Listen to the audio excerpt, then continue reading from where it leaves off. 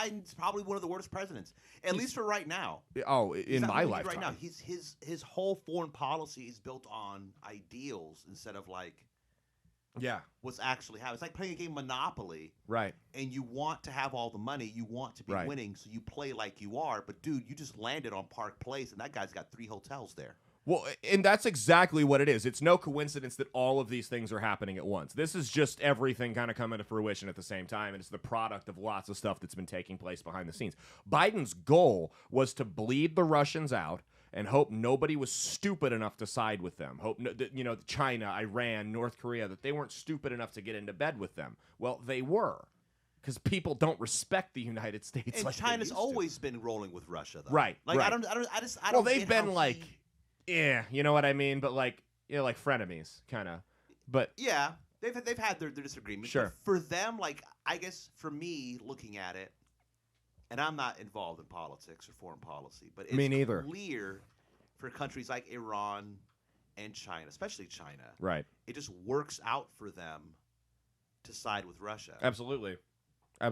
Yeah, it does, because we're not providing the energy We're not providing the energy that they need to sustain their economy and their country. They have no other choice. They're being either priced out or they're going to freeze to death.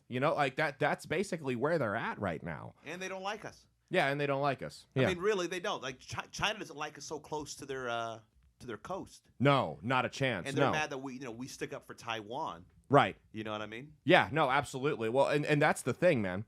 Like I said, other countries don't respect us like they once did. Now, say what you want about Trump. I've got plenty of qualms with the guy myself. I've made that clear on the show. But it's no coincidence that all of these things happened after he took office. Yeah. Everyone waited to stab us in the back and turn against us until after he took office. I mean, not just under Biden. You had Chechnya and Moldova under Clinton, Georgia under Bush, Crimea under Obama, and then Ukraine under Biden, and possibly China invading Taiwan. Who's the president we skipped there in the modern age? It was Trump, post-Cold War president. It was Trump. They didn't mess with him. They didn't mess with anything under Trump. To be fair, Ukrainian stuff was happening under Trump. Not to the same degree. Not to the same degree. Well, it wasn't the full-on invasion. But again, which is why China would side with Russia. Right. Because just like Putin wants Ukraine, China wants Taiwan. So they're like, hey, buddy, yeah, I get it. We all want a piece of that booty, man. Exactly. Here yeah. next. Well, they figure. The United States has sent so much ammunition to Ukraine. They say it's going to take years before we have enough to fight any type of war. Yeah. So if you're China, that's the West in general, though. Yeah, that's France, England, Italy, Germany.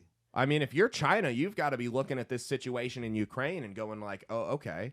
So the U.S. has got all their eggs in this basket. They've sent all this money and ammunition. They cannot afford to finance a war with Taiwan, a Taiwan versus China war. And if China invaded Taiwan, Japan and South Korea would probably get involved.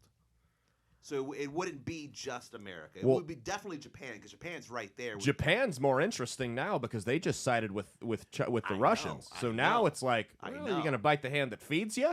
It's getting heavy on the world scale. It is. It's getting real complex, I'd say. Yeah, it's getting complicated. I don't think it's nuclear war complicated yet. I don't think we're at that point. I still don't think that's going to be the case. The fact it's an option is a little disturbing to me, but I don't think that's going to be the case. But it's going to. Economically at home, things are going to get a little rough. So, start sticking your money away. That's all I'll say. It's not going to be a total collapse. It's not going to be nuclear war. But Not yet. I think it'll come, though, next 20 years. Collapse or nuclear war? Nuclear war. Well, nuclear war doesn't mean what it did 100 years ago or 80 years ago. It you know what I mean? There's a lot of tactical nukes, and they don't destroy entire city. It's still horrible, and hopefully it'll never come to that. But it'll knock out an airfield, though. So it's no coincidence, like I said, that all of these things are happening at once. This has been a long time coming. Joe Biden took a serious gamble on the global scale, and we don't talk about international politics a lot here, but this affects us domestically here. Joe Biden took a massive gamble. Right now, we are in so far deep with Ukraine that it's like a sunk cost situation. It's like, now it's like, you ever be so deep into a poker hand that it's like so late. Well, you don't play poker, but I play a lot of poker. You get like so deep into a poker hand and you got okay-ish cards, and then the river comes over and it's like, oh, that wasn't the card I needed, but now I got to stay with it because I'm already so many chips deep into it. That's what Biden's done here. That's where we're at with Ukraine. We are so deep into this Ukraine thing.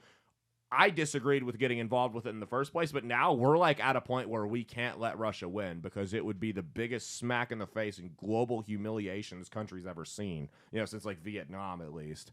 I don't know. And Russia's just going to drag it out till they do. 100%. Yeah. Russia's winning the war of attrition. Biden screwed up. His gamble was that we could win the war of attrition, that the U.S. and its allies could win. And we're seeing right now that's not the case. They've kind of smoked us there. I mean, I don't know it depends what you believe coming out of Ukraine as far as who's winning the war on the ground, but economically, especially going into the future, Russia's kicking our ass right now, and it's not even close. Hey, thanks for watching. If you liked what you saw, be sure to click the link in the description to get the full episode on Rumble. If you prefer to listen along, you could actually get us on Spotify, Spreaker, and iHeartRadio. You can also go to www.outlawstreamers.com to learn more about not just my show, but tons of other great shows and all the exciting projects they have coming up. Follow my socials at Caleb Isn't Funny on Twitter and Instagram, at Caleb Salvatore Comedy on the Chinese Spy app that is TikTok, and be sure to like and subscribe to this YouTube channel. Thanks, and we'll see you every Saturday for brand new episodes of That's Based. Peace.